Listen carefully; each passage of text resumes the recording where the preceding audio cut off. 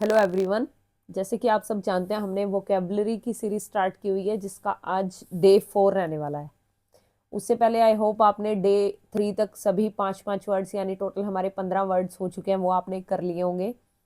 और जैसे कि मैं आपको डेली 5 वर्ड्स करवाती हूँ तो आपका फ़र्ज़ ये बनता है कि आप डेली उसकी प्रैक्टिस करें, उनको अच्छे से पहले सिनोनिम एंटोनिम उनका उल्टा और opposite word and same word उसको लर्न करें और फिर उसके बाद 5 से 10 सेंटेंसेस बना करके देखें।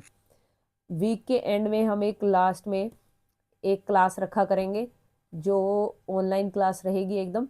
और उसमें हम फिर इन वर्ड्स से जो सेंटेंसेस कैसे बनाते हैं उसकी प्रैक्टिस करेंगे। अगर आपको अपनी इंग्लिश स्ट्रॉन्ग करनी है तो उसके लिए आपकी वोकैब जो है वोकेबलरी स्ट्रॉन्ग होना बहुत ज़रूरी है। यानी आपको डिफरेंट टाइप ऑफ वर्ड से इंट्रोड्यूस होना ज़रूरी है ताकि आप अपनी इंग्लिश पर कमांड बेहतर कर सकें। ठीक है, तो लेट मी स्टार्ट वोकेबलरी।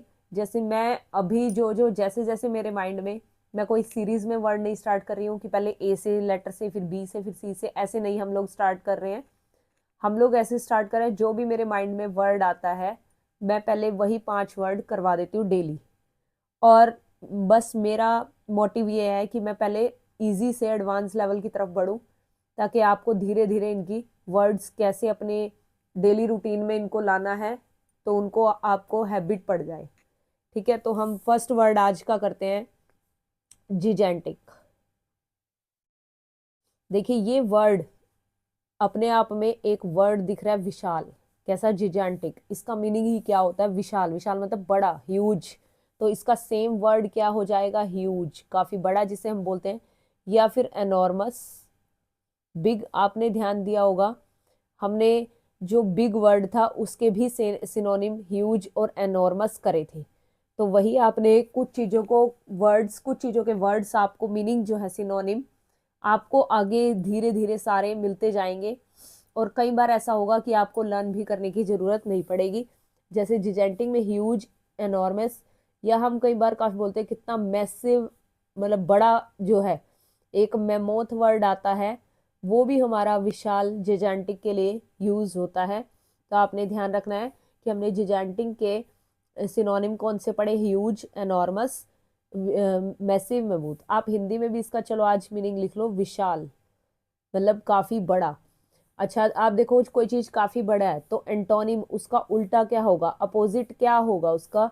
छोटा, यानी टाइनी। टाइनी वर्ड जहाँ पे भी दिखे आपको या मिनी वर्ड दिखे तो आप समझ जाना कि वो छोटे से रिलेटेड बात हो रही है।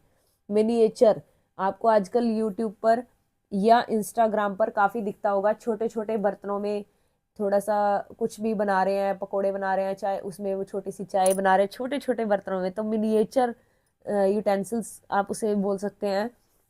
मिनिएचर मतलब जो भी है आर्ट। तो मिनिएचर वर्ड, मिनी यानी छोटा जहां पे भी होगा। मिनी स्कल, ये भी वर्ड हमारा मिनी आ रहा है इसमें, यानी ये भी छोटे के लिए यूज होता है। तो आपने ध्यान रखना है, हमने फर्स्ट वर्ड किया जिजेंटिक। अब हम, तो आपने याद रखना है जिजेंटिक वर्ड के बाद हम सेकंड वर्ड कर रहे हैं हम डिमिनिश। देखो ये डिमिनिश वर्ड काफी बार एग्जाम में पूछा भी जाता है, जिसका मतलब क्या होता है? धीरे धीरे कम होना। मैं आज आपको थोड़ा सा और ब्रीफ में एक्सप्लेन करके बताऊंगी क्योंकि वर्ड कोई कोई टफ रहने वाला है आप लोगों के लिए अगर आपने नहीं पहले इन वर्ड्स को ध्यान से देखा है। और जब आप पैराग्राफ राइटिंग वगैरह करते हैं तो आपके पास शब्द नहीं होते, आपके पास वर्ड्स ऐसे नहीं होते जो एक स्टैंडर्ड इंग्लिश को शो करें। आप बहुत बेसिक वर्ड्स यूज करते हैं तो आपने ध्यान रखना है डिमिनिश। अब देखिए डिमिनिश का मतलब धीरे धीरे कम होना यानी मिनिमाइज होना। मिनिमाइज का मतलब तो आप सभी जानते होंगे, कम होना या डेप्रिशिएट होना। डेप्रिसिएट या फिर डिके, इन तीनों वर्ड्स का मीनिंग सेम रहेगा, बस हम यूज अलग अलग जगह पे करते हैं। तो आपने इस चीज को भी ध्यान रखना है। जैसे अब देखो कोई चीज कम हो रही है तो वो इंक्रीज भी होगी यानी बढ़ेगी, तो इंक्रीज आ जाएगा। थ्राइव का मीनिंग भी सेम होता है कि बढ़ना किसी चीज का। और फ्लोरिश, तो कई बार हम बोल देते हैं ना कि माई बिजनेस इज फ्लोरिशिंग, तो माई बिजनेस इज, मेरा जो बिजनेस है वो फल फूल रहा है, तो ये फ्लोरिश वर्ड फ्लावर से आया है तो यानी कोई चीज़ बढ़ रही है, यानी इंक्रीज हो रही है, तब हम उसके डिमिनिश के एंटोनिम में उसको पढ़ेंगे फ्लोरिश वर्ड को। उसके बाद थर्ड वर्ड हम पढ़ेंगे लॉफुल। देखिए बच्चे, अब आपको लॉफुल वर्ड से बताऊं कि कोई चीज कानूनी रूप से वैलिड है, ठीक है, तो मतलब उसके ऊपर कोई लॉ अप्लाई किया गया है और वो कानूनी रूप से वैलिड है, लीगल है, तो उसको हम बोल देते हैं लॉफुल। यानी लीगल वर्ड आ जाएगा इसके सिनोनिम में, यानी सिनोनिम मतलब सेम वर्ड, और वैलिड और लेजिटिमेट। एक अच्छा, ये लेजिटिमेट वर्ड के बारे में मैं थोड़ा सा आपको बताती हूँ। देखो, जो लेजिटिमेट वर्ड होता है ना, मतलब कि कानूनी कानूनी रूप से, हर एक वर्ड का ना देखिए अपना अपना मीनिंग है, अपना अपना अलग अलग जगह पे यूज होता है। जैसे लेजिटिमेट वर्ड है, ये कानूनी कानूनी रूप से किसी रिलेशनशिप को शो करने के लिए, जैसे हम कई बार कह देते हैं जायज चाइल्ड या नाजायज चाइल्ड, तो इस तरीके से बच्चे के लिए लेजिटिमेट चाइल्ड या फिर अनलेजिटिमेट चाइल्ड।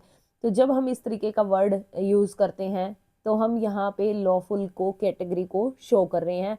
और हमारा जस्ट से, जस्ट जो कि वर्ड आया जस्टिस से, तो न्याय जिसका मीनिंग होता है लॉफुल में, तो आपने ये ध्यान रखना है, लॉफुल के हो गए लीगल, वैलिड, लेजिटिमेट और जस्ट। अब हम इसके अपोजिट की बात करें तो इलीगल वर्ड सबसे पहले नंबर पे हो जाएगा, फिर इलेजिटिमेट वर्ड हो जाएगा, देन इलिसिट हो जाएगा। अच्छा, मैं एक चीज आपको यहाँ पर क्लियर करूं, देखो मैंने बताया कि लेजिटिमेट वर्ड होता है जब हम किसी रिलेशनशिप को शो करते हैं। अब अगर उसका अपोजिट वर्ड इलेजिटिमेट वर्ड है तो वो नाजायज की बात हो रही है, मतलब किसी चाइल्ड से रिलेटेड या कानूनी रूप से उसके रिलेशनशिप को शो करने के लिए इलेजिटिमेट वर्ड यूज हो रहा है, हो लेकिन अवैध अवैध सेंस में रहा है, मतलब जिसका कोई मतलब नहीं है उस सेंस में हो रहा है। और ये जो इलिसिट वर्ड है, इलिसिट वर्ड बच्चे कहाँ पर यूज होता है, जहां पर सरकार ने कोई एक्टिविटी को, गवर्नमेंट ने किसी एक्टिविटी को प्रबंधित कर दिया, मतलब बंद कर दिया कि आपको ये, मतलब आपको बैन कर दिया, प्रतिबंधित कर दिया उस एक्टिविटी को, ये आपको ये चीज नहीं करनी, ठीक है, आपको पहाड़ों में जब बंजी जंपिंग नहीं करनी, तो ये गवर्नमेंट की तरफ से रूल आ गया, तो वो बैन जो होता है इलिसिट कहलाता है, ठीक है। अब आपको इसमें इलेजिटिमेट और वर्ड में इलिसिट में कंफ्यूजन नहीं होगी, फिर भी कंफ्यूजन है तो वीडियो में बैक जा करके आप दोबारा से मेरी कही हुई बातों को दोबारा सुन लें, ठीक है। फिर उसके बाद इसमें एक वर्ड, अच्छा ये हम कैसे भूल सकते हैं, प्रोहिबिटेड। आपने देखा होगा जिस एरिया में आपको मना किया जाता है कि आपको यहाँ नहीं आना, तो उसके ऊपर बड़े बड़े अक्षरों में लिखा जाता है प्रोहिबिटेड, प्रोहिबिटेड एरिया, मतलब आपको उस एरिया में नहीं जाना। तो लॉफुल, लॉ के अकॉर्डिंग उस एरिया में आपको जब नहीं जाना तो वो उसका लॉफुल का क्या हो जाएगा, एंटोनिम हो जाएगा। आई होप इससे आपको साथ साथ लर्न भी हो रहे होंगे, क्योंकि हम साथ साथ रिवाइज पूरा अच्छे से कर रहे हैं, क्योंकि लॉफुल वर्ड हमने किया, लॉफुल मतलब कोई चीज लीगल है, वैलिड है या लेजिटिमेट है या जस्ट यानी जस्टिस से रिलेटेड है। और हमने बात करी कि इसके जब अपोजिट की बात करते हैं तो इसमें लीगल का जो, देखो हमने जब लीगल की बात करी, कोई काम इलीगल, आजकल कुछ का वर्क्स लोग इलीगल करते हैं, तरीके से करते हैं, मान लो कि वो कानून के अंदर नहीं आते, मतलब लॉफुल कैटेगरी में वो नहीं आते, तो वो क्या कहलाते हैं, इलीगल कहलाते हैं। मैंने आपको बताया लेजिटिमेट वर्ड को कि जो रिलेशनशिप को, कानूनी रूप से रिलेशनशिप को शो करता है वो लेजिटिमेट वर्ड होता है, और इलेजिटिमेट वर्ड जब कोई कानूनी रूप से उसको वो अवैध घोषित किया, मतलब कि जैसे हम बोल देते हैं जायज औलाद या फिर नाजायज औलाद, इस टाइप से हम इलेजिटिमेट वर्ड को यूज करते हैं। उसके बाद हमारा वर्ड आता है इलिसिट। इलिसिट का है, आप लिख सकते हैं कि गवर्नमेंट ने जिन एक्टिविटीज को प्रतिबंधित किया है या बैन किया है, तो उस कैटेगरी में हम इलिसिट वर्ड को यूज करते हैं। प्रोहिबिटेड मैंने बताया, कोई एरिया जहां पर आपका जाना मना है, कोई जगह ऐसी, कोई रूम ऐसा जहां पे कुछ ऐसा रखा है कि वहां पर आपका जाना मना है, तो उसमें लिखा जाएगा prohibited area. That's it for lawful. Next है हमारा फोर्थ, इंसिडेंट वर्ड। देखिए, हर घटना दुर्घटना नहीं होती, अब इस बात को मेरी ध्यान से समझिएगा, इंसिडेंट का मतलब होता है घटना, और हर घटना दुर्घटना नहीं होती, हर इंसिडेंट एक्सीडेंट नहीं होता, ठीक है ना। इंसिडेंट का मतलब होता है किसी चीज की हैपनिंग, कोई चीज होना, आपका टीवी में एपिसोड आ रहा है, वो भी एक घटना, कुछ घटित हुई है उसको दिखाया गया है, तो आप हैपनिंग वर्ड भी इसमें बोल सकते हैं, आप इसमें एपिसोड वर्ड भी बोल सकते हैं, और और आप इसमें लिख लीजिए जैसे आपके कॉलेज या स्कूल में कोई इवेंट हुआ है उसको आप बोल सकते हैं। और किसी चीज़ का होना क्या बोलेंगे उसको, अक्रेंस। ठीक है, आप अक्रेंस वर्ड को बच्चे लिख सकते हैं इंसिडेंट में, कि कोई घटना है जब वो घटित होती है, उसकी हैपनिंग होती है, या कोई एक ऐसा एपिसोड, आपके न्यूज़ के एपिसोड आते हैं, या फिर आपके कार्टून का कोई एपिसोड आता है, या मूवी का कोई मतलब ये सीरियल्स वगैरह का कोई एपिसोड आता है, तो उसका मतलब भी कोई घटना घटित ही हुई है ना, तभी तो आपको दिखाई जा रही है। तो और एक और बात, हर एक इंसिडेंट एक्सीडेंट नहीं होता, तो आपने ये ध्यान रखना है। इसमें हम कोई चीज अक्कर नहीं हुई तो यानी नॉन अकरेंस,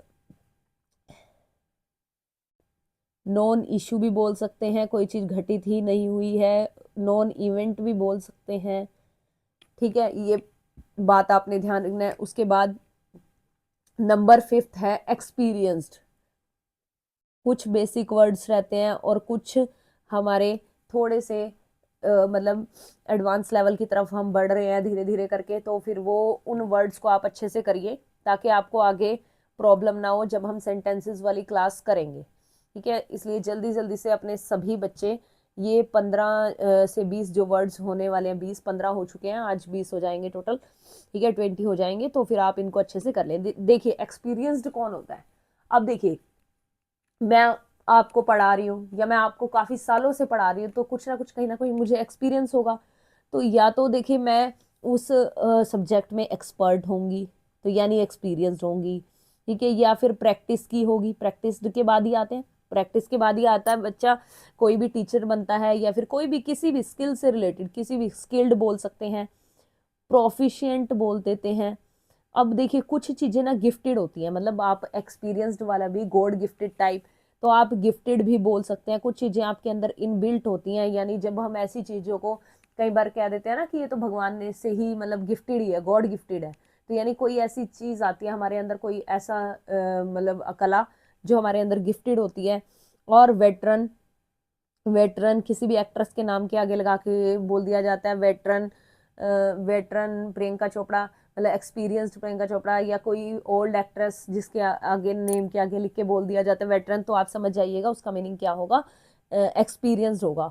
उसके बाद वर्सेटाइल भी हम इसमें, इसके काफी सारे हैं, मैंने जो जो मेरे को समझ में आ रहे हैं वो मैं लिखवाती जा रही हूँ। वर्सेटाइल आप बोल सकते हैं, वर्सेटाइल का मतलब होता है बहुमुखी, यानी आप इसका मीनिंग वर्सेटाइल का भी लिख लीजिए मल्टी टैलेंटेड। जो मल्टी टैलेंटेड होगा वो एक्सपीरियंस्ड भी होगा, क्योंकि उसने कहीं ना कहीं उसके ऊपर प्रैक्टिस की होगी, और जो प्रैक्टिस करेगा तो वो अनप्रैक्टिस्ड वाली कैटेगरी में आ जाएगा, तो वो उसका क्या बन जाएगा, एंटोनिम बन जाएगा। अच्छा, इसमें आप लिख सकते हैं अनक्वालिफाइड। देखिए जो अनक्वालिफाइड मतलब जो क्वालिफाई नहीं करा, तो वो क्या होगा, एक तरह से उसको समझ ही नहीं आएगा, तो वो नॉन एक्सपीरियंस्ड होगा, या फिर आप उसे नोविस बोल सकते हैं। ये एक ही वर्ड सब वर्ड्स पे भारी है, क्योंकि इसका मतलब है नो सिखिया, यानी जिसको किसी चीज की समझ नहीं है, वो एक्सपीरियंस नहीं है, तो उसको नोविस वर्ड बोल सकते हैं। तो हमने बच्चे आज 5 वर्ड किए हैं, कौन कौन से, जिजेंटिक, डिमिनिश, लाफुल, इंसिडेंट, एक्सपीरियंस। जिजेंटिक में मैंने आपको बताया कि जो जिजेंटिक वर्ड है, विशाल मतलब इसका ह्यूज, एनॉर्मस, मैसिव, मेमोथ, और टाइनी जिसमें भी टाइनी या मिनी या मिनिएचर, मिनिस्कल, ये आपको वर्ड लिखे मिले तो आपको एंटोनिम समझ जाना। जिजेंटिक अगर बिग के लिए भी आए, ह्यूज, एनॉर्मस, मैसिव, मेमोथ, देखिए विशाल काफी ज्यादा बड़े वाला जिसे बोलते हैं, तो इसलिए हम उसको जिजेंटिक बोलते हैं। डिमिनिश होता है किसी चीज में डिक्रीमेंट आ रहा है, डिक्रीमेंट जब किसी चीज में आएगा, डिक्रीज होगी कोई चीज, मिनिमाइज होगी, डेप्रिशिएट होगी, या डिके होगा, तो आप क्या हुआ, डी और डी आई और डी ई ज्यादातर ना हमेशा कमी को दिखाएंगे, आप देखना कभी डिक्रीज को दिखाते हैं ज्यादातर, तो आपने ये ध्यान रखना है। उसके बाद इंक्रीज, थ्राइव, फ्लोरिश, फ्लोरिश कोई आपका बिजनेस फल फूल रहा है तो फ्लोरिशिंग, थ्राइव, इंक्रीज, इंक्रीज कोई चीज बढ़ना, थ्राइव भी उसी चीज में है।